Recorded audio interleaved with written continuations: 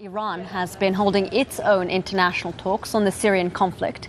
It's the Syrian government's main regional backer, of course, but Iran has yet to be formally invited to the planned Geneva talks. Soraya Leni has more from Tehran.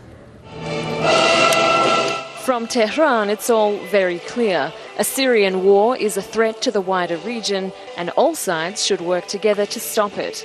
Iran is Syria's strongest ally. Tehran is watching uncomfortably as its neighbour unravels and pushing the case for peace.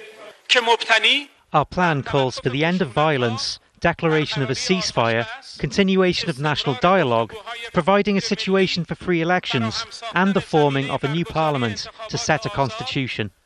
It's the third meeting Iran has hosted to try to solve the Syrian crisis. Countries affected to a greater or lesser extent are represented. Iraq has a big stake. It has taken in more than 150,000 Syrian refugees.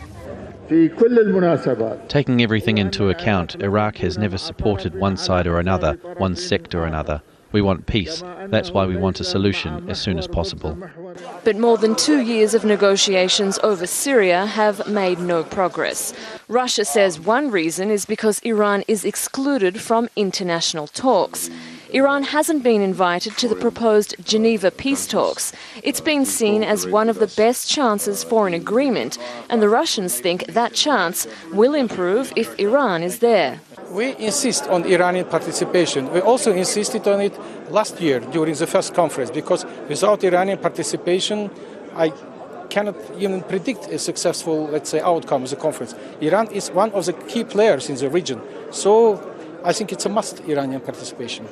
In Tehran, the UN's representatives continued to express their dismay at the continuing bloodshed.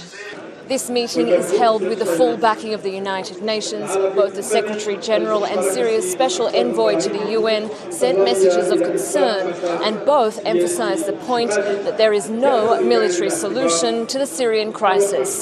But with the European Union lifting a ban on arming the opposition and Hezbollah's recent vow to fight to keep Bashar al-Assad in power, not everyone believes that. Soraya Leni, Al Jazeera, Tehran.